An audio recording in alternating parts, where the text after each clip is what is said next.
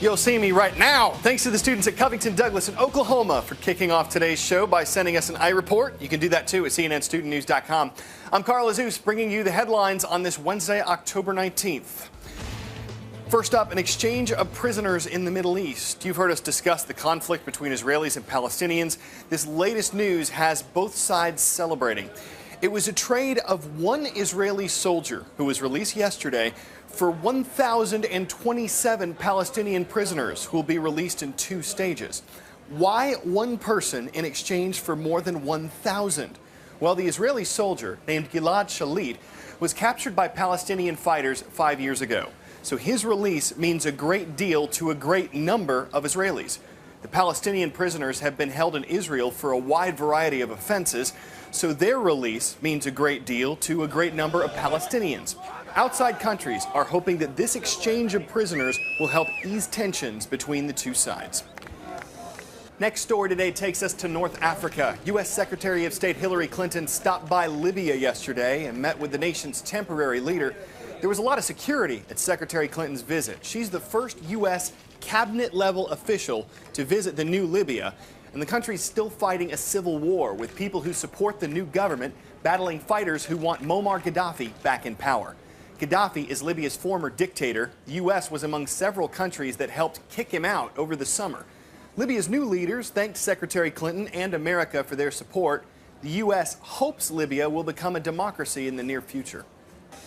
They're still dangerous, they're still radioactive, but some of Japan's damaged nuclear reactors could be shut down a month ahead of schedule. This is at the Fukushima Daiichi plant, a place badly damaged by the earthquake and tsunami on March 11th. The Tokyo Electric Power Company was hoping to have the reactors shut down and sealed off by January. Now they're saying it could be done by December.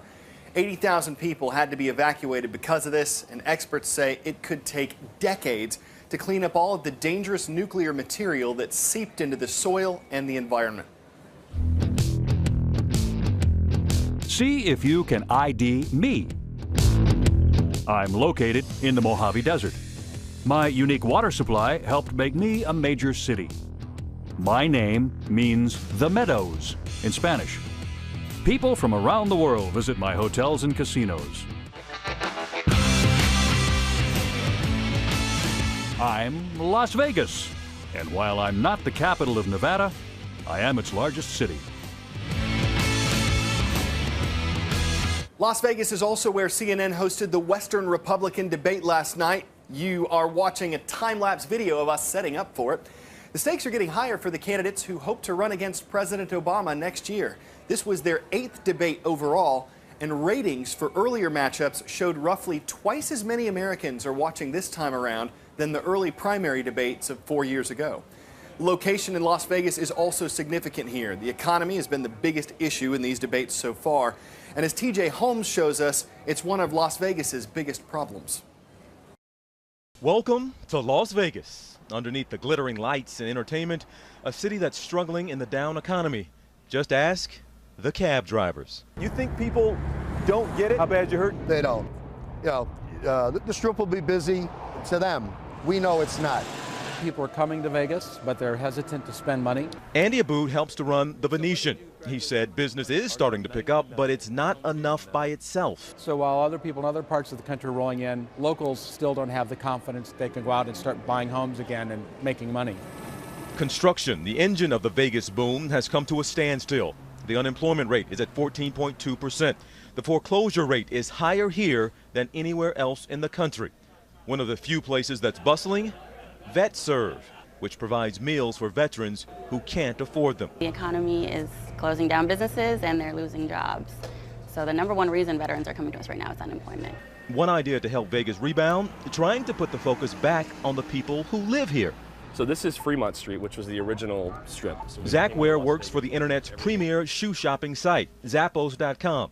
The company is in the process of relocating more than 1,200 employees to downtown, Old Vegas, the heart of an economically depressed area. For us, the community and the locals are first. And if we happen to create something that's really, really cool as a community and they want to come visit, that is awesome. We'd love that. I think that the most important thing we can do as a community is really focus on creating the elements in downtown Las Vegas that serve the community and not sort of fall into the trap that the Strip has fallen into for all the right reasons, which is we need to serve the tourist community, we need to make sure it works for them first and then the locals second. Call it the perfect dust storm. These weren't rain clouds rolling into Lubbock, Texas, though heaven knows rain is needed there. The Texas drought is part of the reason why this 8,000-foot dust cloud descended on Monday. Extra dry soil plus a cold front joined forces here. The cloud blew in on winds as fast as 75 miles per hour, taking down trees and causing some minor damage. It also coated everything around in dirt and dust.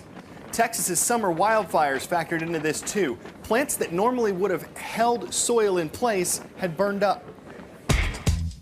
Today's shout out goes out to Mr. Mosqueda's social studies classes at Santan Junior High School in Chandler, Arizona.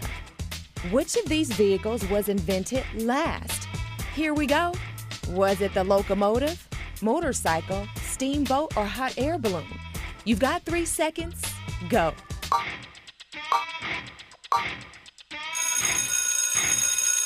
The motorcycle, whose invention dates back to the late 1800s, came last in the group. That's your answer, and that's your shout out. Some of the first motorcycles were three-wheelers. You had 2 wheels up front, 1 in the back. And some manufacturers would just take a bicycle and then slap an engine on it. We've come a long way in performance since then. Not as far in safety. But in addition to helmets and protective clothing, Dan Simon spoke to an inventor whose 2-wheeled vehicle wouldn't tip over. It looks like something out of a sci-fi movie. But if it ever hits the street, it could very well revolutionize transportation. Danny Kim took his expert knowledge of vehicles and engineering and let his imagination run wild. The best way to describe it is we take the efficiency and romance of a motorcycle and we integrate the convenience and safety of a car. It began with a simple scooter with Kim and a small team in San Francisco testing out their theories. They recently completed this prototype, which for now is just a slick frame that sits in the middle of a 3-story garage. You get in it just like you would a normal car and you shut the door. It has 2 wheels like a motorcycle, but the steering wheel of a car, plus it will have a regular accelerator and brake and be fully electric. There it goes. The secret, he says, to making this eventually run is with 2 gyroscopes that keep the vehicle upright. Kim says it represents 8 years of research on mock-ups like the scooter. We use the gyroscopes to stabilize the vehicle when it's tilting and leaning in a turn. So let's say if you come up to an intersection and you get T-boned, what happens is the vehicle will just skid and scoot over and it will never actually fall over. So it'll always be on those 2 wheels? It'll always be upright on 2 wheels. Kim hopes to have an actual product on sale in just a few years with what he says is an affordable price of $16,000. My long-term vision is to have it be their primary commuting vehicle, at least in the United States. You know, sometimes when you're playing basketball and you're not up for one-on-one, so you just play horse? So does he. This equine athlete is known as Amos the Wonder Horse. His vertical isn't that great, but he gets the main idea. Now, before you go thinking you could totally take him on the court, wait. Amos also plays xylophone. You may be this talented, but not this random.